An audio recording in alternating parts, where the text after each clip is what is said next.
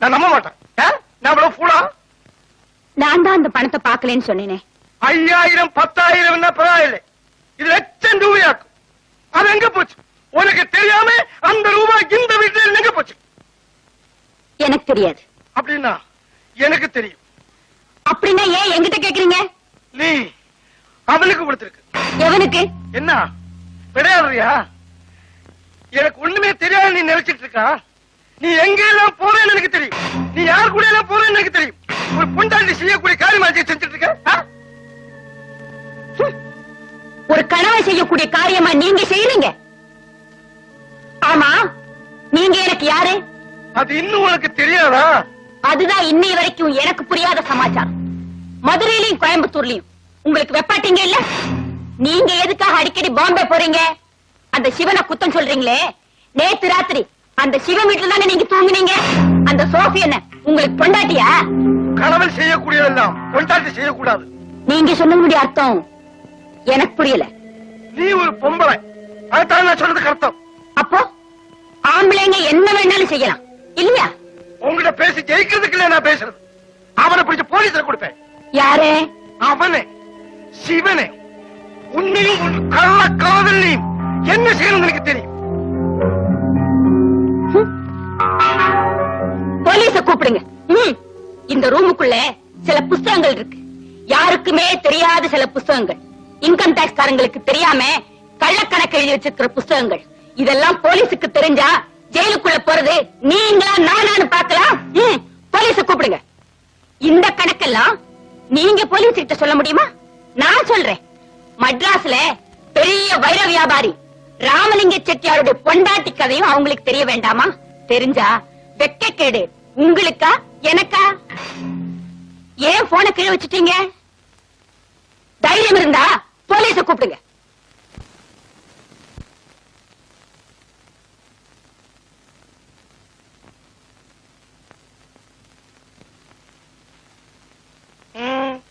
என்ன வேணும்? இங்க நீ யார பாக்குறதுக்கு வந்த? അങ്ങേ അല്ലാതെ പിന്നെ ആരെ എനിക്കിവിടെ കാണാനുള്ളത്? என்ன பாக்குறதுக்கு மட்டும் வந்த? நன்றி கெட்ட நாயே, உன்னை இந்த வீட்டுக்கு வரவழைச்சு இந்த நிலைமையில் ஆக்கிறது என் வீட்டில, என் பெட்ரூமில, என் பொண்டாட்டி கூட படுக்கிறதுக்கு. இனிமே நீ இந்த வீட்டுல வரக்கூடாது. நான் உன் வீட்டிலே வரமாட்டேன். ஜாக்கிரதையா இருக்கணும். இல்ல ஒரு சவம் டெட் பாடி மദ്രാസിல் ஏதாவது குப்பையில கிடப்பேன். Get out!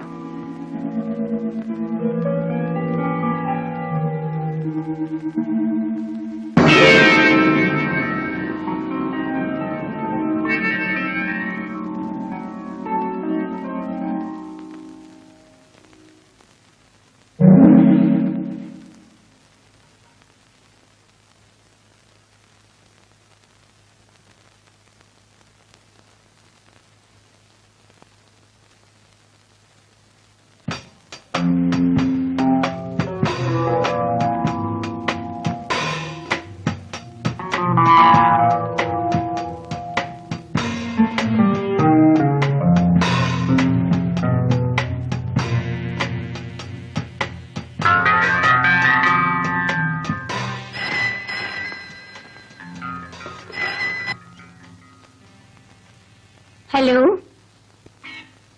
ஆமாங்க, நான் கமலம்மா பேசுறேன்.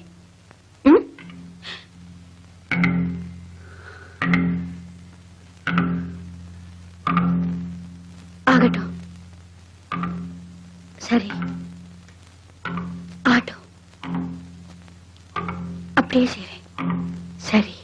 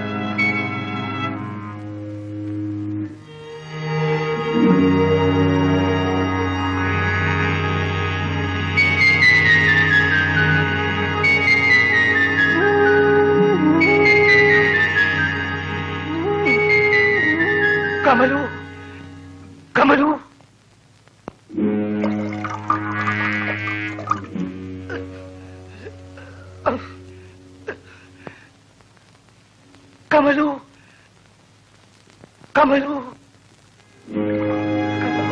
കമലു കമലു കഴിച്ചു വലിക്കുന്നപ്പ അമ്മ അമ്മ കമലു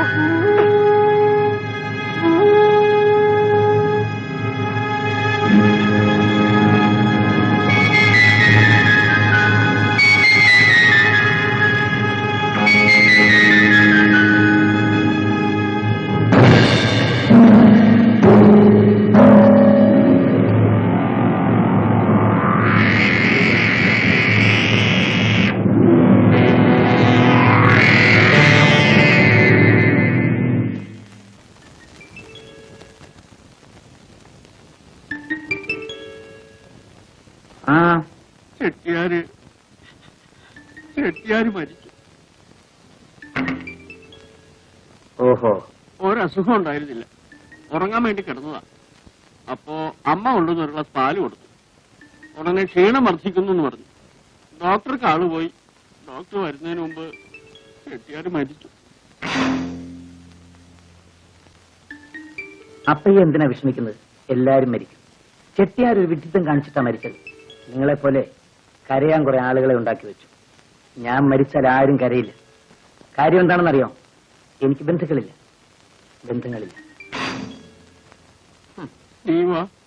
വേഗം ചെല്ല. അയ്യോ, ഞാൻ എന്തിനാ വരുന്നത്? അവരൊക്കെ വലിയ ആൾക്കാർ. അവിടെ എന്നെ പോലുള്ളവർക്ക് എന്താ കാര്യം? അതിനുള്ള നിലയും വില എനിക്കുണ്ടോ? അപ്പയ്യ പൊയ്ക്കോളൂ.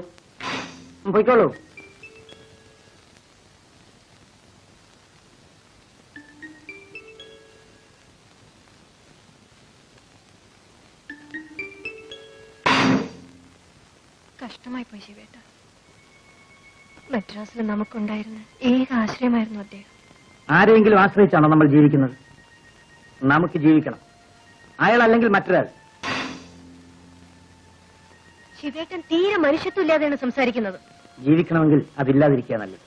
ഇവിടെ ആർക്കാ മനസാക്ഷിയുള്ളത്?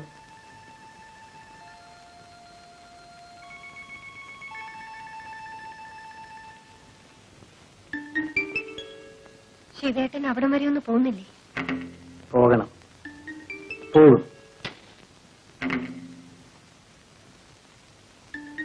സോഫി, എന്താ ശിവേട്ട? നിന്നോടൊരു കാര്യം പറയാനുണ്ട്. അത് കേൾക്കുമ്പോൾ സോഫി ഞെട്ടരുത്, വിഷമിക്കരുത്, വേദനിക്കരുത്. എനിക്കൊന്നും മനസ്സിലാവുന്നില്ല. നമ്മൾ എവിടെ വെച്ച് കണ്ടുമുട്ടിയെന്ന് എനിക്കറിയാം. എങ്ങനെ ജീവിച്ചു എന്ന് എനിക്കറിയാം.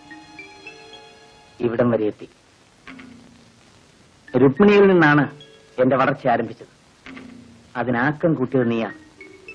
എനിക്ക് നിന്നോട് നന്ദിയും കടപ്പാടും സ്നേഹവും ഉണ്ടായിരിക്കണമെന്ന് നീ ആശിക്കരുത്. നമ്മൾ ഇവിടെ വെച്ച് പിരിയുകയാണ്. രുക്മിണിയും അന്ന് ഇങ്ങനെയാ വിളിച്ചത്. ചെട്ടിയാര് മരിക്കുന്നതുവരെ നീ എന്റെ കൂടെ ജീവിക്കേണ്ടത് എന്റെ ഒരു ആവശ്യമായിരുന്നു. ശിവേട്ടനിൽ നിന്ന് ഞാനിത് പ്രതീക്ഷിച്ചില്ല. സോഫി, നിനക്കൊന്നും തോന്നരുത്. രുക്മിണിയുടെ വളർച്ച അവസാനിച്ചപ്പോ അവളുമായി ഞാൻ കണക്ക് പറഞ്ഞു പിരിഞ്ഞു. നിന്റെയും വളർച്ച അവസാനിച്ചു. എന്റെ വളർച്ച ആരംഭിച്ചിട്ടേ ഉള്ളൂ. ഇനി നമ്മൾ ഒരുമിച്ച് ജീവിക്കുന്നത് എനിക്കും നിനക്കും ബുദ്ധിമുട്ടായിരിക്കും. ശിവേട്ടനെ വിശ്വസിച്ചാണ് ശിവേട്ടൻ പറയുന്നത് എന്ത് ഞാൻ ചെയ്തത്. ശിവേട്ടൻ എന്നെ ഉപേക്ഷിച്ച ഞാൻ എങ്ങോട്ട് പോകും? എങ്ങനെ ജീവിക്കും? ഇതേ ചോദ്യം രുക്മിണിയും ചോദിച്ചത്. അവള് പോയില്ലേ? അവള് ജീവിക്കുന്നില്ലേ? അതുപോലെ നീയും ജീവിക്കും. ഈ വീട്ടിൽ നിന്ന് നിനക്ക് എന്ത് വേണമെങ്കിലും എടുക്കാം. നീ ചോദിക്കുന്ന എന്തും തരാം. പക്ഷേ എന്നെ മാത്രം ചോദിക്കരുത്. രുക്മിണി ഇറങ്ങിപ്പോയ വാതിൽ തുറന്നു കിടക്കുകയാണ്. നിനക്കും അത് തന്നെയാണ് വഴി.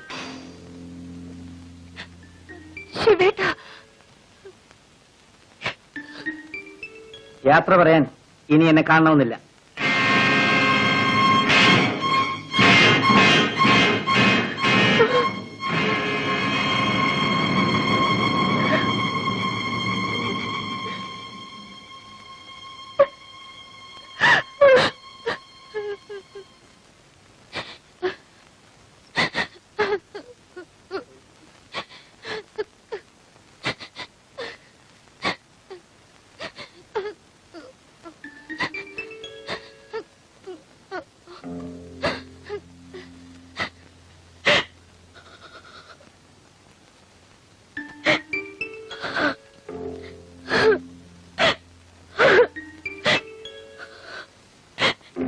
சிவா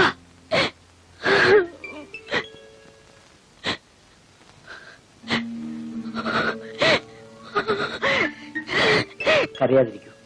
അത് ചെയ്യാതെ നമുക്ക് മറ്റു യാതൊരു മാർഗവും ഇല്ലായിരുന്നു. என்ன இருந்தாலும் அவர் என் கணவர் தானே. அவரை நான் ചെയ്യാൻ പാടില്ലാത്തതാണ്. പക്ഷേ അത് ചെയ്യാതെ നമ്മൾ എന്ത് ചെയ്യും?